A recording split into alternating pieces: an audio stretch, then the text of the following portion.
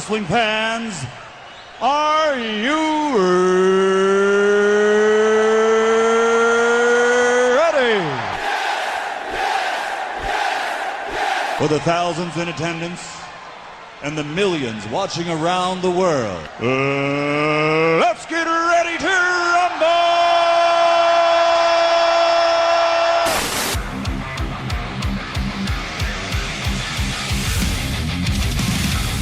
And now, please welcome at this time your hosts, Graham GSM Matthews and RJ Marceau. You're listening to the next era of wrestling radio. This is WrestleRant Radio.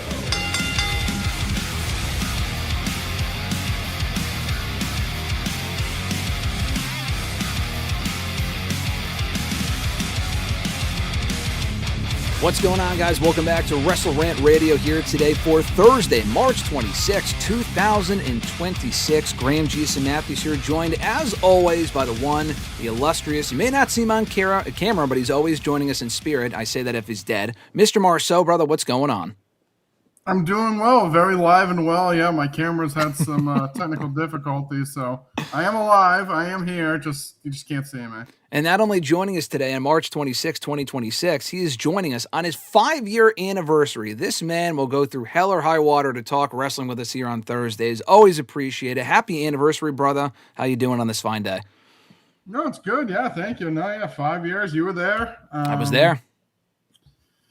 Yeah, no, and I mean, people love the anniversaries. I honestly kind of hate them just because it makes me feel older every time we talk about it. So, I mean, 5 years ago, I wish I was 5 years younger. So no, exactly. That's crazy. It's insane. It's insane. But on a positive note, an extra positive note, as if that was a bad note, before we get into everything else, I do got to ask, we were discussing it before we went live here, but Mr. Marceau, fresh off of going to a Bruins game last week, he was at a Celtics game. The highlight of his weekend, though, meeting Liv Morgan, potentially the future soon-to-be women's world champion facing Stephanie Vaquer at WrestleMania. Mr. Marceau met her a day before Raw at the TD Garden. How was that experience? Good. Yeah, no, I thought it was really good. It was the second time I've done that. Obviously, most other times I was with you when we met other people, but similar to like the SummerSlam one I did back in the day to meet Rollins, it was kind of just like a specifically meeting her, and meeting him that one time. So I got there. It was supposed to be 3:30. I showed up 3:15. The ticket said don't get there earlier than 15 minutes before. I show up. There's like 10 people in front of me. I'm like pumped. I'm like perfect. It was kind of like a rainy, crappy day out, so it was kind of cold. So I'm like, oh, I don't have to wait that long. We get inside. I might have been like the 500th person in line. So somehow, maybe I just didn't read it right. It definitely said don't show up 15 minutes earlier. The other marks beat me, and I had to wait pretty much an hour and a half to 2 hours to meet her. It was nice. She was really nice. She introduced herself to me first. She was thanked for me coming out, vice versa. So it was nice to meet her. It was nice, something to do. I was already going to be in the city anyway, so definitely a nice add-on to a busy day ahead. No, pretty cool for sure. I mean, I know you weren't at Raw on Monday, but I would argue that's even better. We've been to so many Raws in our day that I think meeting some of the talent is even better when you get that experience, you get that picture.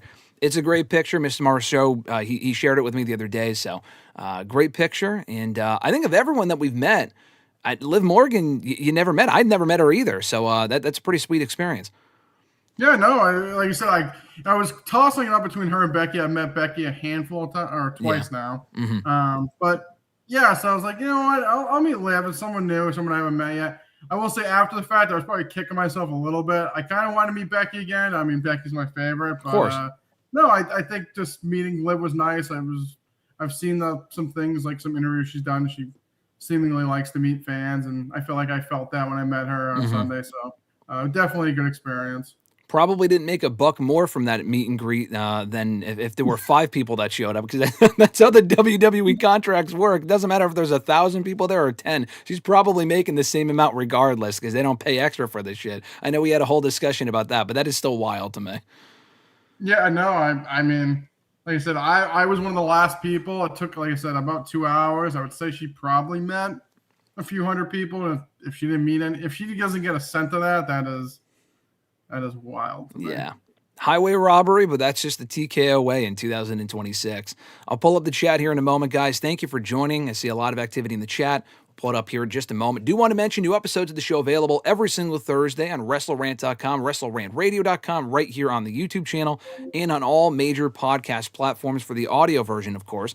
Want to shout out the channel members as well: Alexis, Miss Maud Matthews, Dillon, DiGiacomo, Mrs. Renee, Daniel Malcolm at I'm Quarter on X, DJ Swerve1 at Swerve1 on IG, Mr. Marceau himself at RJ_Marceau on X, John Ritland, Real Honesty with John Ritland on YouTube, Richie Red Planet Wrestling on YouTube, and Average Grunt at gruntwrestling.bluesky.social on Blue Sky. More information down below, but if you are joining live or watching after the fact, be sure to like the video and subscribe, turn on notifications.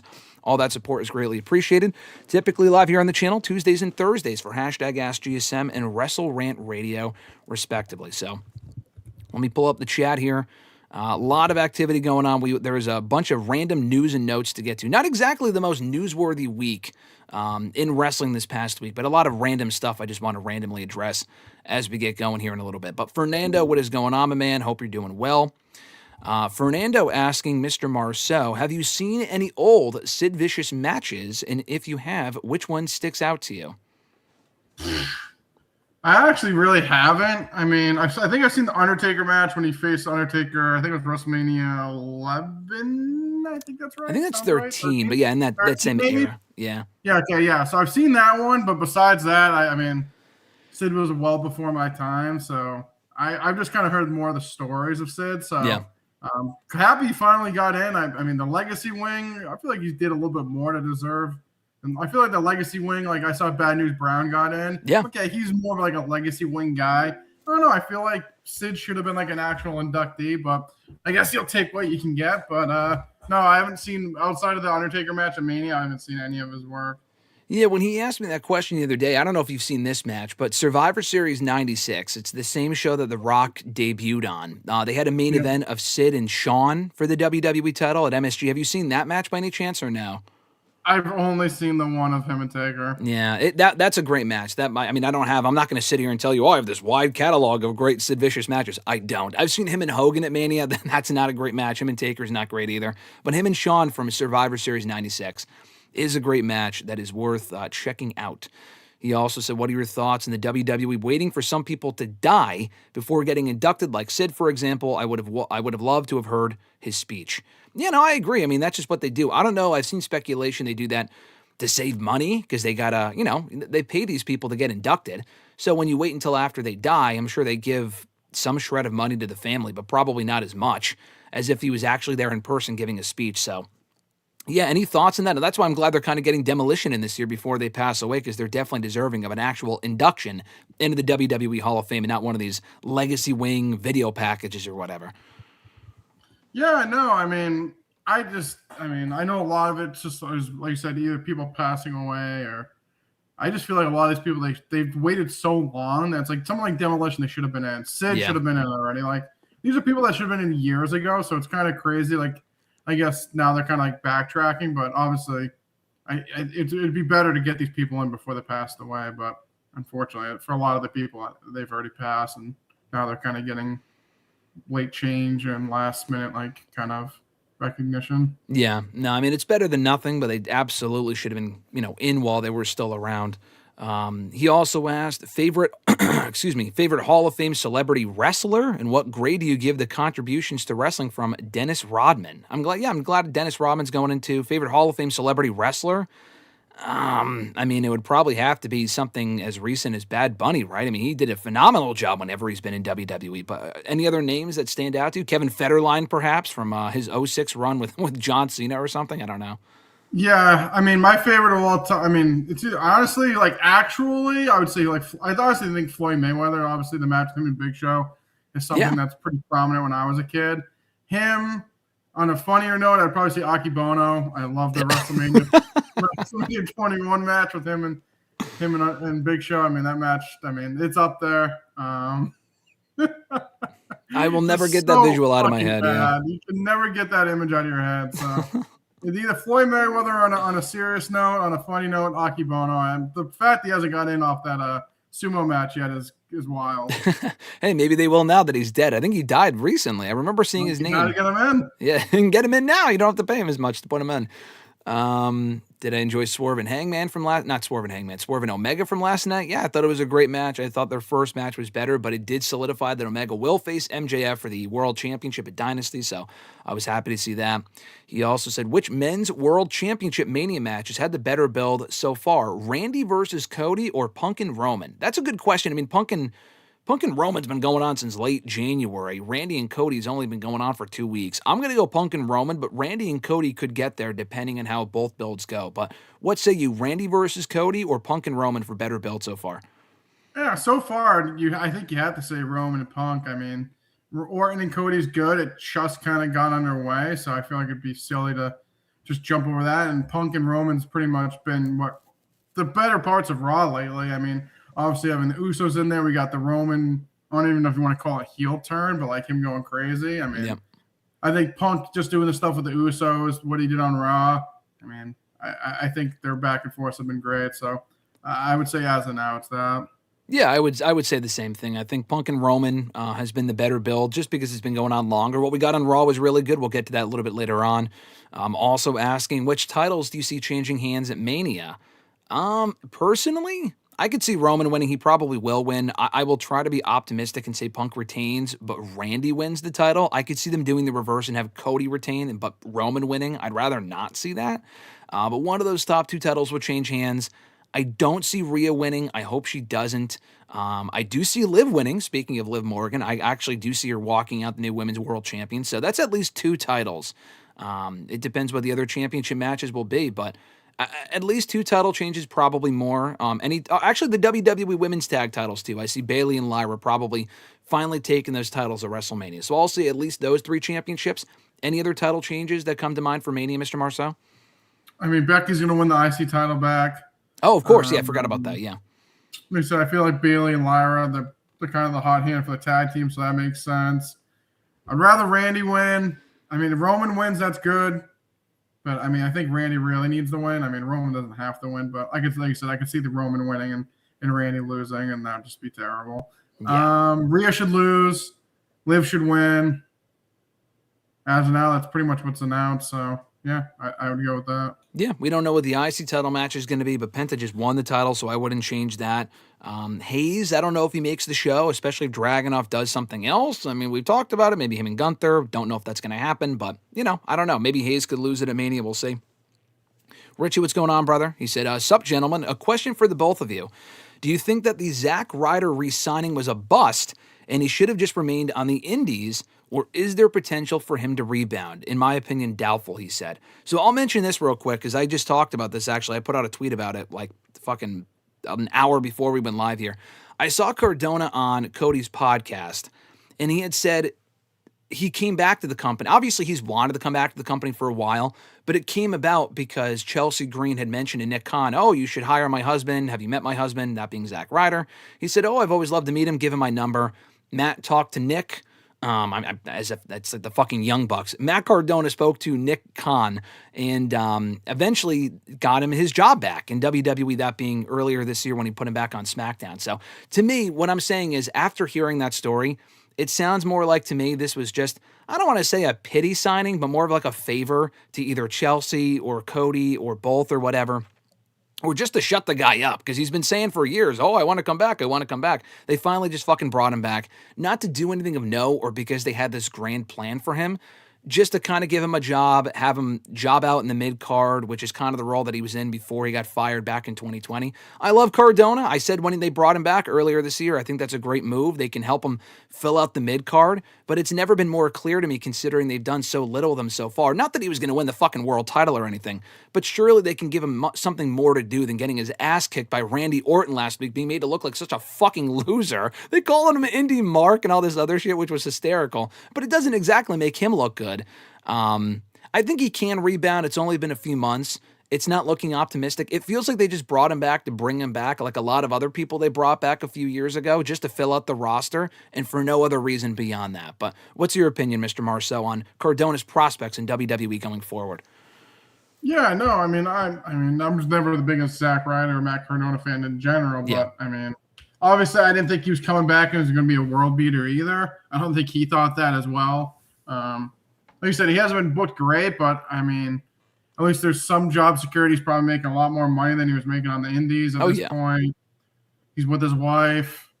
Like you said, I think there's still chance. I mean, I don't think he's dead in the water, but no, I think obviously getting your name out there, even if he's come back to WWE, gets his name recognition out there again, and goes back to the indies eventually. I mean, it is what it is. I don't, like I said, I think it's not like the greatest move, but I also don't think he expected it to be like a champion or anything like that. So I think it's probably what he like aligned for what he signed up for. I completely agree. I mean, two things. One, they gave him his name back in Matt Cardona, so if he does go back to the indies, let's say he gets fired or released in a year or two, or he leaves or whatever, he can make more money off of Matt Cardona because people know who he is at this point. And two, I mean, you said it just there, kind of, that he knew what he was signing up for. When he put pen to paper, he worked for this company for a decade and a half before he got fired 6 years ago. He knows exactly what he's getting into, and the risk of going to WWE. Is that better than staying in TNA, having a ceiling?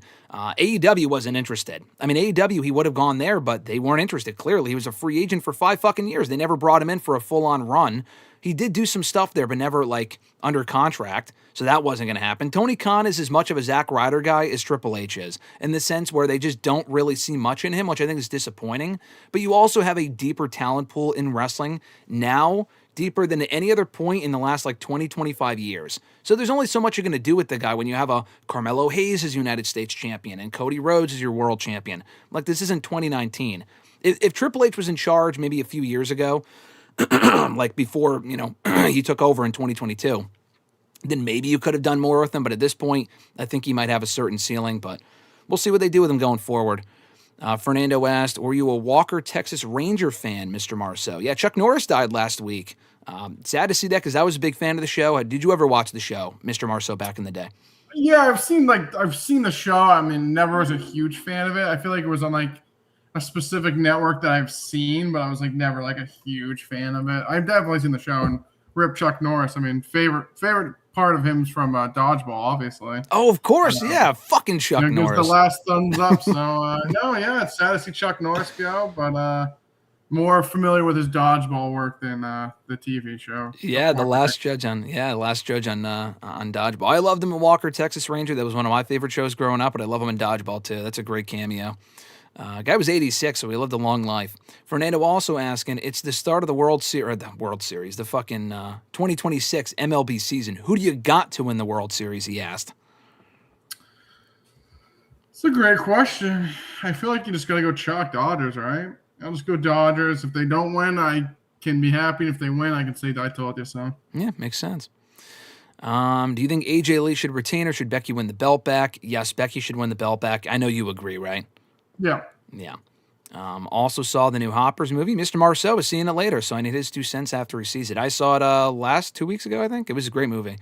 Do you think Brock Lesnar is going to beat Obafemi if they have a match at SummerSlam? Brother, he should beat him at WrestleMania. I mean, I know you weren't here, Mr. Marceau, when I discussed this last week, but, I mean, he needs to win at WrestleMania. I know if he doesn't, he won't be dead in the water talking about Obafemi, but I could see them having Oba lose here to kind of build up back Oba, you know, that fucking character strength of like, oh, he looked good. No, just fucking have him win. None of that bullshit, please, you know? Yeah, no. I mean, at this point, I'm getting scared because, like, he's killing him every week. I have a feeling that Brock's going to win. I think Brock will I'm fingers crossed. He comes back and you know, he gets over. He has to get over and over here because I'm feeling him just killing him every week, and Brock's somehow just going to win at Mania, and then I'm going to cry. Yeah, not exactly ideal. I mean, I'm less upset about it. At this point, I'm just numb to the idea, but that doesn't make it any less dumb if Brock wins at Mania, especially if they run it back. But really, Oba should just win it now. That's like saying Brock, he fucking loses to The Rock at SummerSlam in 2002, but no, we'll get him his title back at WrestleMania. Like, no, dude. Just you did. The funny thing is that the person he's feuding with won a world title maybe 2 or 3 times, and in his first year in the company did Brock Lesnar, and he beat The Rock and Hulk Hogan, almost beat Steve Austin on Raw. Like, they pushed him to the moon. Why can't Obafemi have the Brock Lesnar treatment from 2002? It just doesn't make sense to me. You're not really rushing into anything with him because he's ready now. He's not ready in 5 years. He's fucking ready now. Just do it now. It's stupid. Nathaniel talking about he hopes the Mariners are going to win, but he hopes the Dodgers three-peat. Well, there you go. You answered your own question. He said, do you think the Dodgers repeat? But that's what Mr. Marceau just said. Do you want Dynasty to be over 4 hours and 30 minutes, Johnny asked. Absolutely not. Just kill me instead. Have no interest in that. Sycho, what's going on, brother? He said, hi, Graham and RJ. Per Randy, do you guys think Seth, I have no idea what you're talking about, Sycho. He said, do you think Seth has too much swag compared to where he was in 2015? As far as like the visionary shit, if that's what you're talking about, I think Rollins is great, but he's got to stop doing the whole over the top, I'm the visionary and the revolutionary. That shit got tired a while ago. I think you agree as well, Mr. Marceau, right? Yeah, no, I mean, I think he's come a long way, and like I said, I feel like he's more comfortable. But like you said, the whole like that stuff needs to just move on from that. Yeah, let's not do that. I agree. We didn't discuss this last week, but I'm curious to get your thoughts. I think we may have talked about it over text. Fernando asked, is it a bad look for AEW that Ricochet was not punished for that whole MS tweet? That whole thing was just fucking embarrassing. I kind of mentioned it myself, but yeah, I think he probably should have been punished or at least fined or something. Sammy Guevara got fined. He did say something worse all those years ago, but still not ideal. And this was a bad look for AEW. So what were your thoughts? Yeah, no, I mean, he did lose the whatever title he had. I don't know if that happened. I think that happened after the fact. So, I mean, I guess he did lose his title. Man, here's what it is, I guess. I mean, I know they couldn't bring in Trey Miguel because was it Trey Miguel? Who was the one from the wrestling? You're right. They couldn't bring him in because of up above issues for things he said years ago. But Ricochet can tell somebody he's glad they got MS and it's sweeping under the rug. So, no, I mean, Ricochet just needs to just put the phone down and get a PR person. I don't know. Just put the phone down, brother. Like, yeah. You don't need to respond to everything. Seriously, just put the phone down. It's ridiculous. Fernando asking, what's your interest level, RJ, in Project Hail Mary? That's the new Ryan Gosling movie. Do you have any interest in that? I have no idea what it's even about. I think it's a space movie. Alexis wants to go see it, so we'll probably see it at some point. But I'm it doesn't really. Armageddon kind of guy, but maybe we'll see. Yeah, it's not really. Yeah, I don't really think. Just having seen the trailer, it's not really up your alley. But hey, maybe you'll end up going to see it. He also asked, RJ, did last week or this past week raise your excitement for WrestleMania 42? I would say so. Yeah, I mean Raw especially. I feel like it was very angle centric, and I think. For most of the feuds and angles, I think it got me more. I would say it got me more excited. I actually agree. Yeah, no, I thought Raw this week was good, and I am more excited for Mania than I was before, so I would agree with them. The Squirter, classic name as always. He asked RJ. He said the juice. I mean, coming from the Squirter, that's crazy. But he said, RJ, is the juice still worth the squeeze with Ronda? Will Dana recoup? No, I mean, to me, I honestly think there's now we're going a totally different route here, but I think the MMA journalism or journalist circle is doing like a disservice. They're like talking up this MVP card like it is the greatest thing to hit the fucking world. And at the end of the day, it's pretty much Gina and Ronda, who are two past their prime women. Then you got Nate Diaz, who I love, and Mike Perry, but like also over the hill. Francis is fighting some no-name. And they're acting like this is the greatest card ever. And I feel like it's just just for the sake of being anti-UFC TKO. Yep. They're like pumping it up to be like, it's the greatest card ever. This is better than the Lighthouse card. Like, no, it's not. Like, it's bad fake journalism that people are talking about. And it's like, I love Ariel a lot. But like, he's also working with MVP and he's just like, this is the greatest card ever. I'm like, you work for this company, so you're now like blowing it up to make it seem like it's better than it is. It's not that good. Like the White House card, Pereira vs. Gone alone is better than anything else on this MVP card. Am I gonna watch it? Yeah, because it's gonna be on Netflix and I probably have nothing else to watch. But like to make it seem like this is like a game changer and like, oh, look what they're doing. Oh, Dana's sweating. Dude, they can give 2 shits less about this card. Like I said, if anything, the only positive would be people on this card, if they win, they'll probably eventually get another payday from the UFC. But besides this, it's just bad faith journalism. People act like this is like going to change the game. I think Dana's sweating. That first of all, that sounds like the Stephanie quote from Rumble 2018. If you know, you know, but I know you know. But that also sounds like shaking ass. That sounds like Dana shaking ass, or the fucking MVP shaking ass over this card. Oh my god, it's brutal. Like it's not that like people. It's gonna be the most watched card ever. Dana's gonna be pissed. Like, dude, it's on Netflix. Obviously, it's gonna be the most watched. Never was the biggest fucking platform you could possibly watch something on. But that doesn't make it like it's just like it's like no different with AEW and All In. Like, oh, Tony's still fucking going into this day. Oh, we have the biggest, largest crowd ever. Okay, cool. What was that like? At the end of the day, what does that prove? Nothing. And like that's what's gonna be this. It's gonna be the largest viewed MMA card of all time. And they're Dana's gonna be sweating. Oh my god, what's he gonna do? Like they're gonna fold. Like no, they don't care. If they had the chance to do Ronda and Gina, they just didn't. For them, it didn't make financial sense, which I don't blame them because I mean at that point Ronda wasn't really a draw. I mean she is somewhat of a draw, but like she also like isn't that big of a draw to begin with at this point. Anyways, she comes back to AEW. There was no follow up. What was that? Just to put her on the show, just to be like. TKO, look at Ronda, she might be wrestling again. Even though she told the fans she hates wrestling. I don't know if people forget about that one. Remember she said wrestling sucks and fake and all that other stuff? Yep. I like I said, there's too much bad faith and people like, what's gonna happen? Like nothing's gonna happen. I'm so glad you brought that up because I was going to ask you about that later. It did come out this week, I think, from The Observer, and take it with a grain of salt. The Ronda appearance at Revolution, as you just said, was indeed a one-off. There were no plans for a follow-up.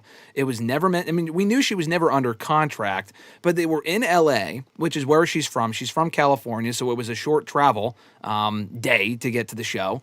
And there's no plans to bring her back or for her to do anything at All In or whatever. Toni Storm is out indefinitely anyway, and I think that can be a positive. I think that's a big blow to the roster because she's one of their big stars, but use that opportunity to utilize other women, elevate other people, Athena, cough, people like that. But as far as Ronda's concerned, I'm glad she's not coming in. This is a good problem to have, but it's just fucking funny to me. They devoted that entire segment at the pay-per-view to her coming in, teasing that she would be facing Toni. Toni Storm got attacked on the Dynamite after that pay-per-view. They lead you to believe it's Ronda Rousey, and then she's not even coming back, and maybe she still will, and the joke's on us, and I have no interest in seeing that. But it's like, why even bother? Just to, like you said, throw the middle finger at TKO. That's exactly what she said in her vlog. Oh yeah, fuck TKO. Like, do you think they even really give a shit? They don't care. It's so stupid. What a waste of time. She acts like there's some fucking mom and pop shop that's shaking in their boots because she's on AEW. Exactly. Oh my god, holy shit. Like I said, it's just I think people don't understand like how big the engine is. Like it's both ways, WWE and UFC, like the engine's so big, these smaller things aren't going to like just shove them like they're not falling off the axis or the orbit because of these smaller things happening. It is what it is. Yeah, no, exactly. I completely agree. That it's just comical to me. Richie, what's going on? I said, I shouted you out earlier, but he said, where's Mr. Fade? He is here. He is indeed. Johnny said he's the new John Cena. You can't see me. Yeah, Mr. Marceau he has such a fresh fade that he can't put it on camera. Is that correct, Mr. Marceau? I'm like hyperventilating from my shaking my ass. So I'm good. A lot of happy anniversaries in the chat. Yeah, happy wedding anniversary. He was asking if it's the WrestleRant anniversary. That was actually a few weeks ago, but no wedding anniversary from Noob, Fernando, Give Me Back Shots, Marceau. They all say happy anniversary. Thank you. Richie said, RJ, will you be meeting Liv again in Italy for $11,000 over a pasta dinner? You can make pasta with Liv Morgan for $11,000. What a fucking steal. I mean, if it's Liv, I'll think about it. I mean, what a crazy... we got to spend a show one of these days going through that shit. It's just insane. The fucking prices. You can go on Cody's tour bus, too. Did you see that deal? It's like $10,000 to go on Cody's bus. Not including a ticket to the show, by the way. Just to go on Cody's tour bus. I mean, crazy. Just absolutely ridiculous prices. Let me scroll through these here. Did you cry when you met Liv? No, I don't think he cried, but it was a cool experience. I've never met Liv. What'd you say? No tears. No tears.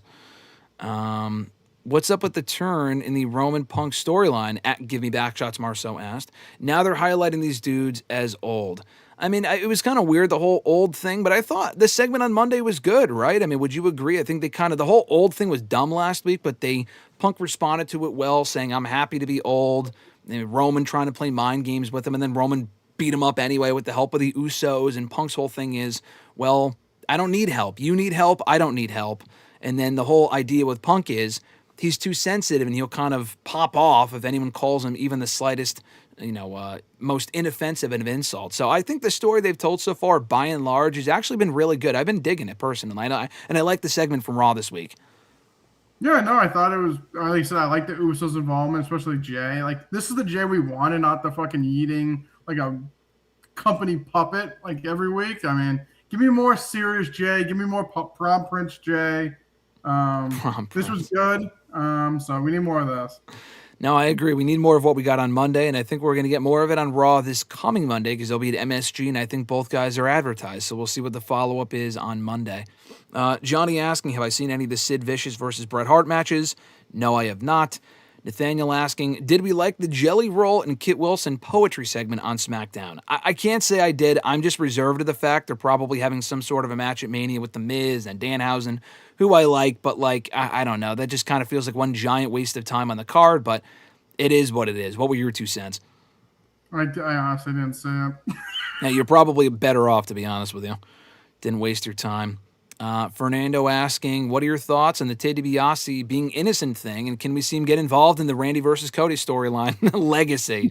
No, I don't think Ted DiBiase's coming in, but I tweeted this last week. Hey, Randy was on the phone with someone last week on Raw. Ted DiBiase proven innocent. Day or 2 later, I don't think that's a coincidence. He's coming back. I come for money. He had that song for a while there too. Can come back with Maurice, even though he's Maurice back on his arm. Maybe I'll get some charisma. Love me some Ted. Guy couldn't buy, he couldn't buy himself charisma if he tried with all that money. But, I still like Ted. I was always a Ted DiBiase fan. Craziness. But before I go forward with the chat, I just want to mention a couple things as we get going here before I forget. Can't be here all day with all the comments. I appreciate all the activity, guys. But do want to mention this, Mr. Marceau. Should have mentioned this sooner. Rest in peace to one Dennis Condrey, one half of the Midnight Express, passing away late last week. Arguably one of the greatest tag team wrestlers of all time. And I know you're far more familiar with his career than I am with the connection to Cornette and whatnot. Talk a little bit about Condrey and his passing and any thoughts on the career that he had. And the fact they're not in the WWE Hall of Fame is kind of crazy when Rock and Roll Express are in there, but maybe someday. But just want to get your 2 cents on Dennis Condrey. Yeah, it's sad when I saw that Dennis passed. It seemed like obviously he was well before my time. Obviously, all the stuff I know of him, just listen to Cornette. And kind of all the stuff that they did back in the 80s that led Dennis leaving the business and then Stan coming in, teaming with Bobby Eaton instead. But no, definitely sad to hear. It sounded like it was kind of like an accident, like he fell and I guess he hit his head and then kind of just passed away from there. So it's nice to see the wrestlers like the FTRs and Cody I saw as well. Like they started a GoFundMe for his wife and it's just stuff like that. Obviously, back in that day, they weren't making the crazy money they're making now. So they don't have the money that they have now. So it's good. It's great to see wrestlers kind of giving back to their childhood heroes and people they looked up to, and especially in the hard times like this, their loved ones. So definitely sad. I mean, now him and Bobby are gone. So we just got Corny and Stan left as the Midnight Express. So like I said, hopefully, fingers crossed, they eventually get an induction. Like I said, at least Cornette and Stan Lane are still alive. But it's sad that Bobby and Dennis are gone, the original Midnight Express. So definitely sad. Yeah, no, I mean, Cornette could go in on his own, but really I think it would make the most sense to induct him with the Midnight Express, especially now that it's just him, which is even worse. I mean, like we talked about earlier, induct these people while they're still around. And like I said, it's not as if, they didn't have...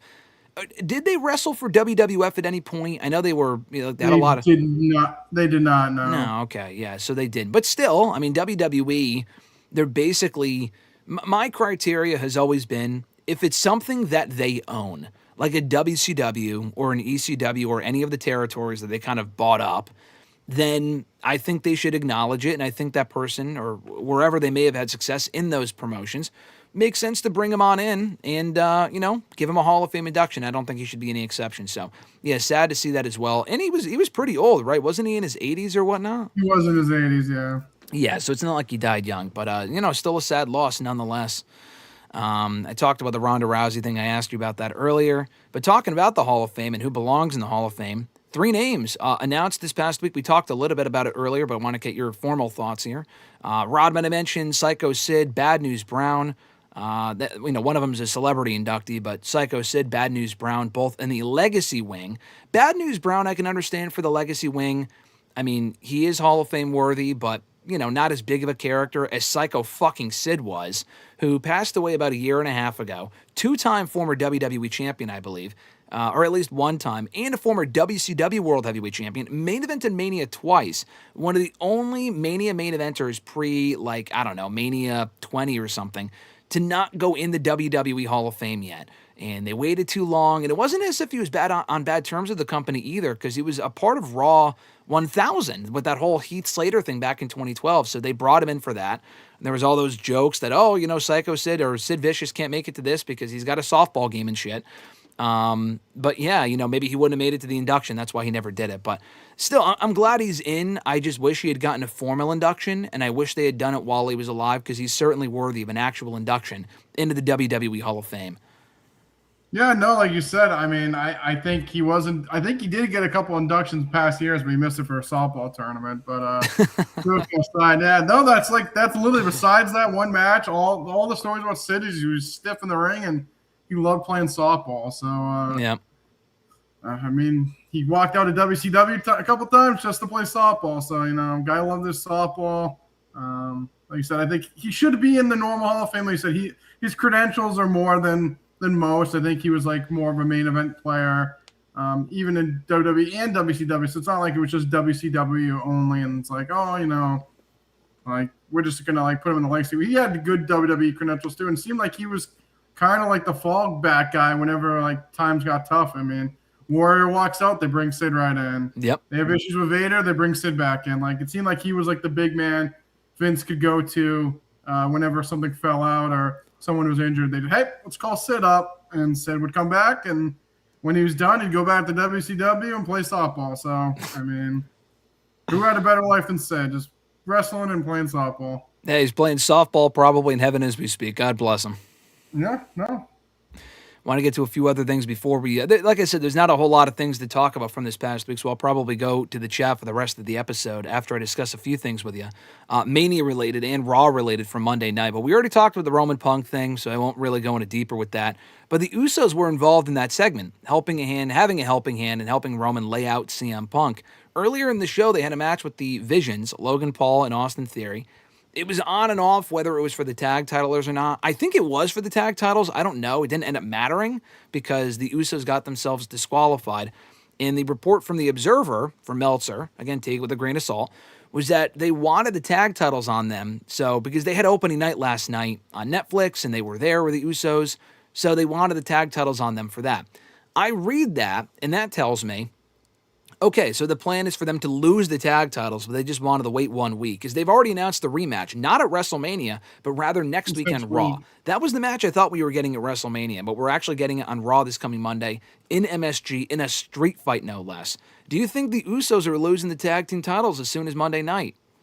I do. Yeah, no, I mean, it seemed like this was going to be the Mania match. That seems like they're going away from this. I mean, they have, like, especially Jay specifically, has definitely been intertwined in this Roman and Punk stuff. He has been kind of more heelish. I mean, he was been heelish for a little bit, yeah. But now he's kind of really turning it on. So, no, I think it seems like they're going to take the belts off them here. And, I mean, I hope to God we ain't getting Jimmy and Jay again. But, no, I don't think this is going to be the Mania match. I don't really know what you do with them if they're not fighting for the belts at Mania. But I think they're dropping the belts at MSG.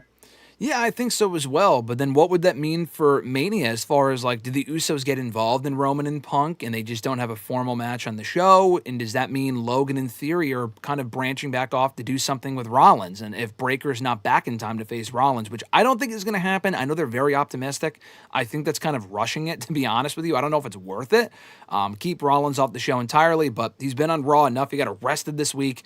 He'll probably be at WrestleMania in some form or fashion in a match. But it feels like they might be branching off to have him face Logan Paul because Logan Paul and fucking Tom Brady. I mean, there's been a lot of talk of Tom Brady being at Mania and him and Logan Paul going back and forth. Where do you think this is all going for WrestleMania? Your guess is better than mine, brother. Like I said, I thought we were getting Usos. Vision was kind of just like set in stone.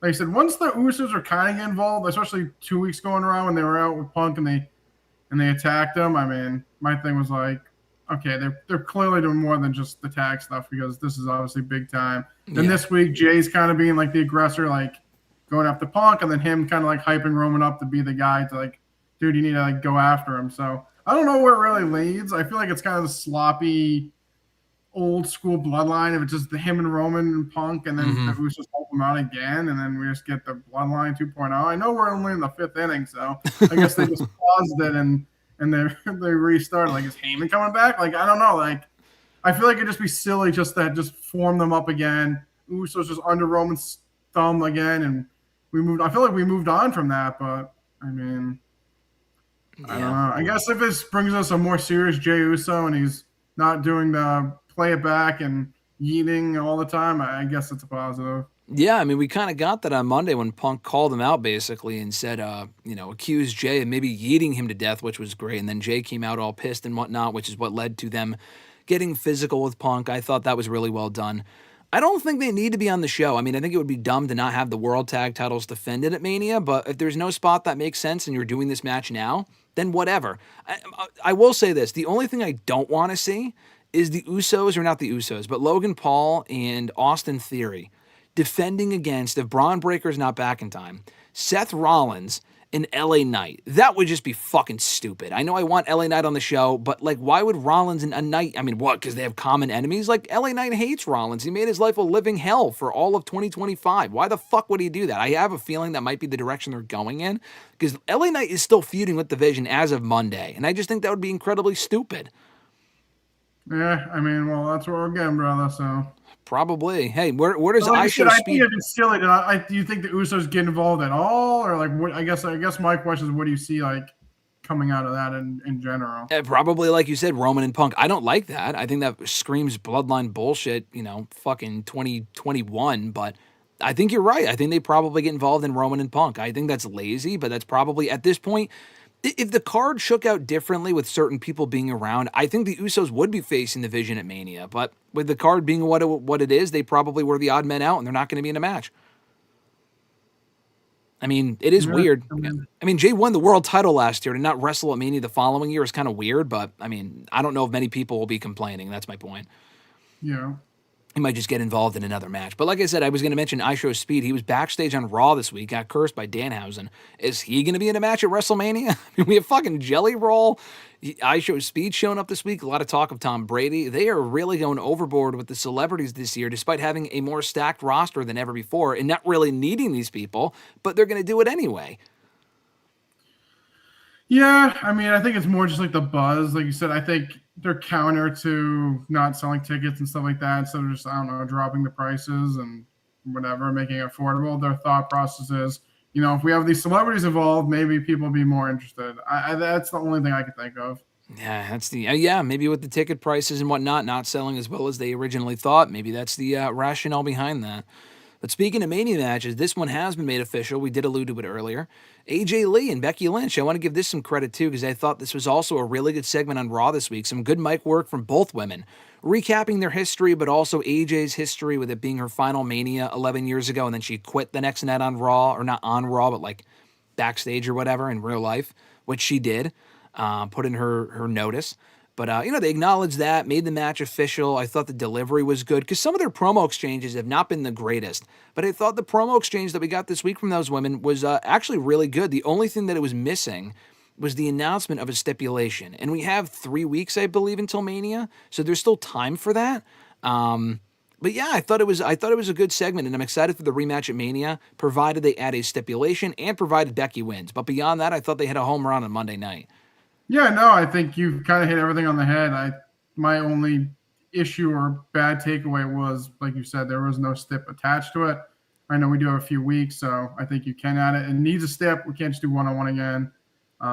So I'm interested to see what they do, but I think that was the only thing that left me a little to be desired. I felt like there needs to be a stipulation, but besides that, I thought, you said both women did good mic work.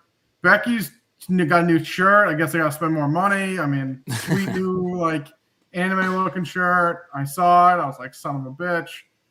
Kind of going Fanatics now and getting posed. But no, I think it was one of the better parts of Raw. I think they both had good mic work. Becky kind of like making fun of her. She hasn't been on at Mania for a while. This is going to be her 10th one. She can win her belt back. So I think all in all, it was good. Just need a stipulation. I agree, and I'm sure we'll get it hopefully in the coming weeks, even if it's like something as simple as a street fight. But one woman still out of the WrestleMania conversation, we'll end with this before I go back to the chat to wind down here in a little bit, is IYO SKY. She is still out of the running for WrestleMania. Now, we did get an encouraging sign on Monday. I know we went back and forth about this, I think in the DMs on Twitter, that she did interact with Kairi Sane, in not Asuka, but at least Kairi, and they did announce her and Raquel for Raw next week. So seemingly that is not the Mania match, nor should it be. I don't know why the fuck they're waiting this long to make IYO and Asuka official for Mania to really reheat up that feud. We talked about that months ago, and why, if that's the Mania match, they got to reheat it up. And so far, they've done very little to do that. That is an encouraging sign, though. I just wish they would have not taken so much time to make that match official. And maybe it won't be, but I'm still thinking that it will be. So your thoughts on IYO SKY's updated direction for WrestleMania as of now? Yeah, no, I think, like you said, we both thought that maybe they're going to do her and Raquel. It seemed pretty off the beaten path, or just kind of off that she was coming out to help Stephanie last week. I guess it was just to set up this match. Honestly, when Jade and the baddies beat up on Rhea, I'm like, oh God, is IYO going to come help Rhea now? Doesn't seem like that's the direction we're going in, which is good. I'm happy about that. So yeah, I think we're going to get her and Raquel. She kind of comforted Kairi on Raw. Like I said, I don't think it really needs a long build. I don't think every match needs a long build. I think they planted the seeds enough that you only need a couple weeks to kind of lead into this. So I'm not like anti it, but like you said, I feel like we're getting close. I mean, after Raw on Monday, it's going to be pretty much 2 weeks out from Mania. Probably should have had this in the can a little bit earlier, but yeah. I'll take it over nothing. Now, you mentioned the baddies thing with Jade Cargill. I thought they would wait until Mania to do what they did on SmackDown last week. Now, the segment went over like a fart in church, but I still like the development of B-Fab and Meechin joining Jade as her new baddies, like what we got with her in Red Velvet and Layla Gray in AEW. Now, if they're not doing that at Mania, and they did it on SmackDown instead, going into Mania, I don't know if that bodes well for Jade's chances, because that tells me Jade won't win with their help, because if she does, I feel like that'd be kind of lame. If they're not debuting at Mania as her baddies, is my point. I had seen some speculation. I mean, hopefully Jade wins. I don't know if she will. I'm not convinced, but hopefully she wins.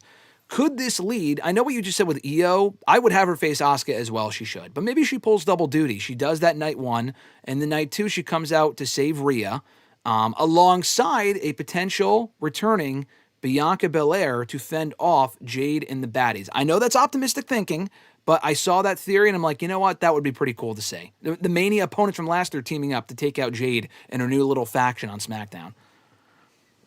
So you're saying IYO versus Asuka on Saturday night? Yes. And then on Sunday, Rhea's, number games. She needs help. IYO comes out, kind of beats up 2 of them. She gets put down. Jade's about to fucking put Rhea down. Bianca's music hits. Rhea wins. Sounds terrible, but no, I don't mind. I don't mind outside of Rhea winning. I mean, I feel like that's a great shock return. I mean, at that point, I was like, Bianca's still her. Can she wrestle? Or so no, I think that's a good idea. Like I said, I just want her to face Asuka, and then you can still intertwine her with Rhea to come help her out. But no, I think it's a decent idea. I mean, my idea was everything you just said, but they come out, Io and Bianca come out afterward to kind of counteract the baddies, but that would even make less sense because why the fuck wouldn't they come out during the match to stop the interference? Unless Jade wins clean, which I'm not convinced she will, but yeah, I mean, if it gets Bianca back, I might be okay with it. I really don't want Rhea winning the title from Jade. I just don't think she needs it, but you know, if it gets Bianca back, I might be okay with it. So let me close out with some of these chats here from earlier on. Fernando, just a lot of random questions. And Nathaniel said, would you want Penta versus Gunther? I think the match would be great, but I don't want Gunther as Intercontinental Champion. I think both guys should win, so I'm going to say no. I still say Gunther should have another opponent. He was not on Raw this week for the third straight week. I don't know what the fuck they're doing, but yeah, no, I don't want Penta Gunther at this point. What about you? I don't either. Fernando said, did Tama Tonga deserve the hefty fine that he received? I don't know what the exact number was, but I heard it was in the 5 figures, which for just posting a video of backstage rehearsals, when you have a show called Unreal, is fucking stupid to me. But yeah, what were your thoughts on the whole fine situation if you followed it? I have no idea what you're talking about. Tama Tonga posted a video of like backstage rehearsals at SmackDown or something, and he got fined like, at least $10,000. Good. That's too much. That's way too much money. It wasn't monetized through WWE. Come on. What do you come on, dude? What do you think? What are you thinking? It wasn't on Unreal Season 3, so we can't exactly. tolerate They're not that. making money off it. Why would I mean? What do you think? Yeah, that's a good point. Are we surprised Jericho has stayed away from wrestling for this long? I am, but I think it might be a contract thing. But I am honestly shocked we have not seen the learning tree in over a year, or about a year. Are you surprised as well? I'm a little surprised, yeah. Yeah. Give me back shots, Marceau said. Cardona wanted back. Anything that happens or doesn't happen is on him. Completely agree. We talked about B-Fab and Michin. Will they benefit from being in the Jade faction? The answer is yes. Richie asked, Graham, can we talk about how Danielson versus MJF is in fact the best Iron Man match? And RJ, would you agree with that statement? Or would you have another match in mind that you hold to a higher standard? So I guess that begs the question as well. From Revolution 3 years ago, Mr. Marceau, Danielson and MJF had an Iron Man match. You didn't see that match, did you? For the title? I don't believe so. Okay. So I guess not having seen it, which is fine. What would you say? In my opinion, I still say it's the best Iron Man match I've ever seen. If you haven't seen it, that's fine. What is the best Iron Man match that you have seen? Is it Kurt and Brock from SmackDown? I honestly don't even really remember that match. Honestly, if you want a real hot take, I think Iron Man matches suck. They're not great. They're not my cup of tea at all. Ronda versus fucking Charlotte. I don't know. Didn't they have an Iron Woman match? Ronda and Charlotte. Backlash. Then when we go to Backlash, didn't they have one? Oh, that was an I Quit match. No, that's what I'm going with. Well, Bayley and Sasha also had a good Iron Man match. And there you go, that one. That's my favorite one. Okay. Planning on seeing the new season of Daredevil. Yes, I have watched it so far. It is great. Black Cat debuting in the MCU. Noob, I'm not sure. Could I see Liv Morgan playing that character or Blake Monroe? I mean, neither one of them really stands out to me as being an actress. I know Liv Morgan did a movie in Japan last year, a year or two ago. Blake Monroe does not stand out to me as being an actress. Liv, maybe, but wrestlers get mistaken for being like good actors sometimes. If you watch any episode of Raw or SmackDown, the answer is no, they're not. So I'm going to say no on that. If Liv wins at Mania, what's the next feud? Who could she feud with at WrestleMania on the Raw side for the women? That's a good question. Lyra, maybe? We haven't really seen Liv and Lyra at some. I feel like that'd be a good feud for the women's title, maybe. Yeah, if Lyra doesn't win. Oh, the tag titles? Yeah, that's I mean, true. I don't know when Roxanne's coming back, but eventually, I mean, I'm assuming, her they're going to eventually, Judgment Day is going to split off. So, I mean, I think Roxanne would be a great babyface. Yeah, no, I think Roxanne at some point will be a great babyface. You just hope. I mean, I think she's good to go. I know she had that mass in her back or something like that, or she had a nose issue or whatever you mentioned a few weeks ago. So hopefully she's back soon. Richie had said in response to what you'd said about Ronda, he said MVP is to the UFC what AEW was to WWE. Some few washed up talent making their way over with a mix of talent that have actual potential but get lost in the shuffle due to legends. The only positive of this event is watching Ronda Rousey get her ass beat again, but also I'm not holding out hope for Gina as she was not the most decorated fighter. Hopefully Ronda has learned to throw a proper punch since her prime in UFC. Her shadow boxing rather, was horrendous, and her coach really thought he knew better as she did. If Ronda never came out in public again, the world would be a better place, and she would not be missed. That is some crazy hate for Ronda, but I can't say I necessarily disagree. I know you've never really been a big Ronda fan, right, Mr. Marceau?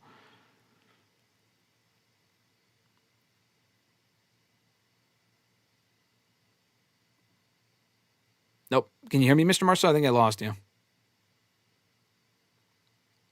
Hold on. See if Mr. Marceau's still here with us.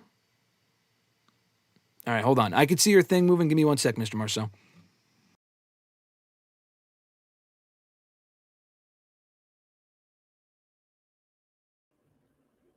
Why can't I hear you? Can you hear me now? Oh, yeah, I can hear you. Sorry. Yeah. So he was saying like the WWE, WWE, but I guess my only thing is like with that is like at least with the WWE, like I guess I'm trying to think of the right way to word it. Like at least with AEW, you can like make stars. MMA is like totally different. I mean, you could be making a star, they can lose, and then you're out. Like it's one of those things. The only positive is they're going to make a lot more money just because like the way the UFC structure is similar to like WWE, like they don't pay them probably what they're worth. Yeah. Like that's the only kind of positive things, but it's like these people that are getting paid are people that have already made millions of dollars anyway. So it's like they're kind of just like fluffing their bank account at the end of the day. Like it's not like Graham Matthews, who's been on like the regional scene, who like wants to go to the UFC but knows he's not going to make a lot of money. He's going to go through MVP and become like this big star. Like at this point, this is a one-off event. It's kind of like they're trying to be like, oh yeah, you come over here, you're going to make a lot of money. But like I said, it's kind of like over the hill gang here. Like it's not like it's a business plan, and everyone that's talked about said it's a one-fight deal. So it's not like you're signing with this promotion, making a lot of money, and there's like guarantees you're going to have like a league or like multiple fights. At this point, it's just one card. So, I mean, I guess like the only thing that may help eventually is like someone like a Nate Diaz or someone that's on this card. If they do well and they make a good amount of money, they'll probably get interest to come back to UFC. Yeah. But it's not like it's a healthy alternative. Yeah, well, I mean, you mentioned it right there as well with Ronda. You mentioned it was a one-fight deal, but do you think if she looks good enough that they would offer her more than a one-fight deal? I mean, not more. I'm not talking about UFC. I'm talking about like MVP or whatever. I don't think so. I mean, I don't really know who else she faces. That's the problem. This would probably be the peak, the peak fight for her. Yeah. Yeah. Noob asking about IYO and Asuka. They have 3 weeks to make it happen. Could they make it believable? I mean, believable enough. It's better than IYO not being on the show, so I'm going to say yes. He said a lot of people want Kyrie to compete.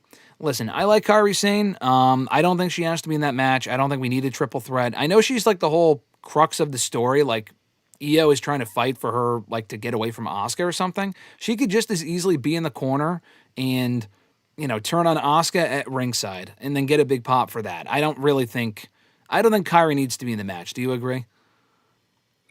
No, I don't think she needs to be. I think, like you said, I think it could be one of those things that she like helps kind of event like this is like her turning point, I guess. Like you said, like she's not in the match itself, but like she finally stands up to Asuka, and then I mean IYO wins. I mean, you can either have IYO win and Asuka like attacks her after the fact, and that's when you get the moment. I think honestly I like that better. I like IYO beating Asuka just clean. Asuka's like pissed, whatever, attacks IYO, and then Kyrie kind of like finally shows up and fights back against Asuka, and then you get her and IYO like hugging, kissing at the end. So that's what I would do. I mean, and like you said, I don't know if this leads to them teaming. Obviously IYO and Rhea, but I mean Kyrie and IYO teamed a long time ago as well. So yeah, I think like there's you don't need her in the match. No, I don't think you need her in the match. And honestly, what you just described reminds me a lot of Mania 7, I think it was, with Macho Man losing to Warrior, like the retirement match, which it wasn't because Savage returned to the ring anyway. But then he made up with Miss Elizabeth afterward, and one of the greatest WrestleMania moments of all time. So it's not really, I mean, it was about the match, but it was also about the post-match stuff too. And I mean, they're not going to be literally kissing in the ring, but hey, maybe they will. Who knows? And I don't know if many people would complain. So I would probably book it the exact same way as well. Nathaniel's weekly out-of-pocket comment, he said, would you guys want Ric Flair to have another wrestling match? No, sorry. Unless you want a In-ring funeral. The answer is no. Johnny said, Tony not wanting to move Athena to AEW until she holds the Ring of Honor title for 5 years. So someone told me last night that Athena made a comment in an interview or something, and I think I like Athena a lot. I think she's great. She said she wants to be associated with being the Bruno Sammartino of Ring of Honor. I'm going to tell you right now, I don't think there is a single soul on this fucking planet who would compare Athena to Bruno Sammartino. I mean, just because she held the title for 4 years.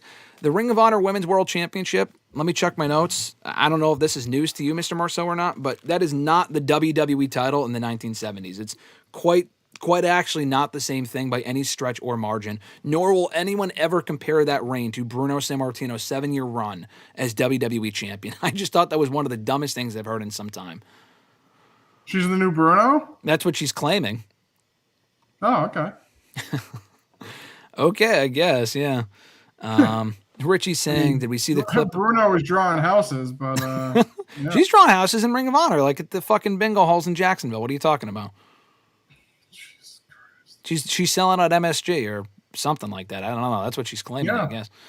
Crazy. Asking about Punk saying that Roman had jizz in his hair during his promo on Raw. I didn't see the clip. I saw that on I saw that on Raw. He literally said that. Punk did say that on Raw this week. They must have edited it out, but I watched Raw and he did say that and they didn't edit it out. So, did you catch that part or did you fast forward? No, I did not. Yeah, that was crazy. Kenzie Page in a major promotion, Eric. Yeah, I agree. I think I like Kenzie Page. I'd like to see her in a bigger promotion. Rollins versus I know she's in NWA. You wouldn't know who that is. Rollins versus Logan Paul and Austin Theory. If Seth, okay, yeah. So he pitched this to me on Tuesday, Mr. Marceau. I don't really care about this, but I'm curious what you think. Seth Rollins versus Logan and Austin Theory. If Seth wins, he gets 5 minutes with Heyman. What are your thoughts? He's already beat Heyman's ass like 10 times. That's what I said. Yeah, that doesn't work. No. Yeah, no thanks. So it's gonna be a no for me, dog. If he hadn't got his hands on Heyman yet, okay, perfect. Yeah. Twice, not even once, twice, including this week on Raw. He punched him on Raw this week, so that just doesn't work. Danhausen versus IShowSpeed. My God. Danhausen comes out. Oh, I skipped over it. Danhausen comes out to, where is it? I'll cut a promo and announce the attendance, and Speed comes out asking to be uncursed and challenges him to a match. I mean, hey, I've seen worse ideas. So, Richie, you know what? Honestly, whatever. I don't mind it. What do we think Raquel does for Mania? Nothing, right? Catering. Yeah, catering. I mean, honestly, I could see her getting involved in Liv and Raquel, Liv and Stephanie, but I don't think she has a match. Yeah, she's not wrestling. Yeah, no thanks. I like Raquel, but that's not happening. Fernando said, what in the multiverse have you seen out of Jade's horrible title reign would you want her to retain? SmackDown needs Rhea to win the title. I think you have her beat Rhea to improve the title reign, right? Yeah, I mean, I would have her retain. Does Rhea winning the title back at some point is fine, but I don't know. I mean, yeah, Jade's title reign's been pretty fucking lazy, but that's how you improve her, by having her beat Rhea. I mean, she's not going to improve as champion unless she beats actual names of significance, including Rhea Ripley. If Rhea gets the belt back, what does she do on SmackDown? Face fucking Zelina Vega? Come on, man. I mean, that just doesn't really work. Grunt, what's going on, my man? Hey, Graham and RJ Dynasty shaping up to be an all-timer, and there's only 3 matches announced. Yeah, it's looking like a great card. I spoke a little bit about that earlier. I'm looking forward to MJF and Omega for the title. What'd you say? Can't wait. RJ's going to be seated. He already bought his ticket. Let's see. RJ's fade was so powerful that it crashed my streaming system. Yeah, that's true. RJ has real aura that he can speak and we can hear him in spirit, but we can't see him. That's just how powerful the fade is. Isn't that right, Mr. Marceau? I wish it was that powerful. Nike fan, what's going on? Yeah, do we think Dakota wins the House of Glory women's title? Sure, why not? I saw Dakota Kai was at the thing that I was at on Saturday. She had a pretty long line, which is great. Did you do the Kiwi move? I did not meet her again, so I did not. But I think I talked to her last year. I don't know if I have it on video or not, me doing the Kiwi thing. I'll do it right now for you guys on the stream. I can't really do it properly, but Mr. Marceau can do it better than I can. Richie said, LOL, catering is rough. Hey, there's going to be a lot of people in catering this year. Gunther might be eating that sweet catering food, it looks like. Dude, it's going to be in Vegas. They probably got like a little surf and turf, maybe a little crab legs. It's going to be good. Honestly, I think catering at Mania has got to be pretty good. I mean, it probably is. I'm one of those people. Like, I'm not like get everyone on the show. I think obviously she's done good work to like at least have some presence on the show. Like you said, maybe she's at ringside with Liv or something like that. But I mean, to put her in a match, it's kind of just like at that point it's the participation trophy, and she's had a good year. There just isn't anything that makes sense for her. I mean, she could win the She could be on SmackDown before Mania, winning the Mae Young Battle Royal, whatever the fuck they call it now. But besides that, I don't think there's a need for her at Mania wrestling, at least. Yeah, no, I don't think so. I mean, listen, I'm also a don't get everyone on the card type of person, but they need people like LA Knight on the card for how popular he is, and fucking Gunther, considering he retired John Cena. Not saying it's definitely going to happen, but it probably should. Like you said, maybe if Roxanne's back in time, maybe they can sneak them into the tag team Home Depot special battle gauntlet royal, whatever the hell you want to call it. So, hey, maybe you know what, Richie, I'll take it back. If Roxanne can come back, she'll get catering, but maybe she'll be in that tag team gauntlet Home Depot special. Listen, she could have the best of both worlds, because she could be in that match like you said, but maybe it's an elimination match and they're the first team out, and then she goes right backstage and gets catering. So you're on the show, but you're also getting that great catering food. So it's not a bad place to be in, to be honest with you. Today we're talking it up. And honestly, she might at this point, if I was her, I would want to wrestle, just say catering all the time. Take this Mania off. Why not? She's had other Mania matches before. It's not that big of a deal if she misses this one. Nike fan, I love you, brother, but they had said earlier that maybe Gunther, IShowSpeed comes out and announces the attendance. Gunther comes out and we get a 5-minute match between the two. At that point, don't even put Gunther on the show. That would just be fucking a slap in the face. And also, in what world would IShowSpeed last 5 minutes with Gunther, who beat John Cena? That would just be stupid. No thanks. I don't know what the fuck they're doing with Gunther. He hasn't even been on Raw. At least IYO SKY's been on Raw. Can't say the same thing for Gunther. I'm still holding out hope for Ilya, because Ilya faced Carmelo on SmackDown last week. So it kind of adds to the theory that maybe we could get Ilya and Gunther at Mania. But again, not holding my breath. I don't think it's going to happen.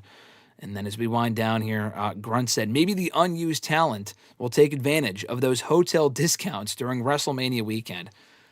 Probably. Hey, maybe they can do the 11,000 trip to Italy to get pasta with Liv Morgan. I don't really think that's a terrible idea, right? No, like you said, I mean, you guys are laughing. Catering's probably better than working that night. Probably is, than doing the Home Depot, special with the fucking 16 like you said, why TLC should match. I go tripping over ladders and tables with the Bella twins? I'd rather eat the crab legs, if you want me to be honest with you. A lot less likely that they're going to get hurt, that's for sure. We'll wind it down there. I know, who was it earlier? Eric, or I don't know. Someone asked me earlier, I think it was Nathaniel, do I think there will be a Hoppers too? No, I don't. I don't think there needs to be. But on that note, Mr. Marceau is going to be seeing Hoppers later for his anniversary. So I hope you enjoyed the movie, brother, and make sure you let me know what you think. You'll be the first person I text when I walk out of the theater, so. Please be the first person I text. Please make sure that I'm the first person that you text, and let me know how bad you think it is after I praised it for being great. You're going to be like, that was so fucking mid, I didn't cry a single time. I mean, if it's anything like the John Elway doc, I might be a puddle, so we'll see. The Elway doc. I heard Grant Matthews actually watched the Elway doc. I heard he liked it. He did. He said he liked it, and he actually did get a little emotional. Probably more emotional than I did during Hoppers, but don't want to compare the the amount of tears that were shed after that. What's his name? Who's the guy in the clip that you sent me on Instagram this morning? I forget his name. Oh, Steve Harvey. Steve Harvey, of course. Yeah, that if you want to cry today, guys, go out and check that clip. It's on Instagram. Mr. Marceau sent it to me. Him talking about his dad. You know exactly how to get me, Mr. Marceau. I think you know what equals the waterworks. You gotta get in the field sometimes. Hey, gotta get in the field sometimes. Just gotta get in the field sometimes. But yeah, check out the Elway doc. Grant Matthews recommended that. Go see Hoppers. WrestleMania's not for another couple weeks. You guys got time to go check this shit out. New episodes of WrestleRant Radio every single Thursday right here on the YouTube channel, as well as on WrestleRant.com, WrestleRantRadio.com, and all major podcast platforms. Want to shout out the channel members once more: Alexis, Miss Mon Matthews, Dillon, DiGiacomo, Mrs. Renee, Daniel Malcolm at I'm Quarter on X, DJ Swerve1 at Swerve1 on IG, Mr. Marceau himself at RJ_Marceau on X, John Ritland, Real Honesty with John Ritland on YouTube, and Richie Red Planner Wrestling on YouTube, as well as Average Grunt at gruntwrestling.bluesky.social on Blue Sky. More information down below, but again, thank you to those that have joined us here today live, watching after the fact. Be sure to like the video. Very much appreciate the support on the video. Be sure to like the video and subscribe. Turn on notifications to be notified every single time we're live here on WrestleRant Radio, most Thursdays here on the YouTube channel. And yes, Nike, I might be doing a watch-along for Mania 17 next week, so join me for that. That would be on the exact 25-year anniversary of the show. Did you know, Mr. Marceau, actually, today's the 25-year anniversary of when WWE announced the acquisition of WCW on Raw, and the whole, whose name is on the contract? It's not Vince, it's Shane. That was actually 25 years ago today, which is crazy. Jesus Christ, I'm old. I know, and we weren't even around at that point. I feel old just listening to that, and we weren't even watching wrestling at that point, which is crazy. But nonetheless, guys, we thank you so much for tuning in. As always, we will catch you right back here on the show next week. I can't find the proper button to press here. Where the fuck is it? I can't find the right thing. Give me 1 second. Wrestling fan. All right. Anyway, folks, have an awesome one. I'm Graham GSM Matthews for Mr. Marceau. Have a great week. Catch you right back here in the show next Thursday. Until then, I'm Graham GSM Matthews. We'll catch your ass down the road. Join Graham GSM Matthews and RJ Marceau every Thursday as they run down their weekly wrestling rants, offer expert analysis, host exclusive interviews, and more. Subscribe today on all your favorite podcast platforms and never miss an episode of WrestleRant Radio.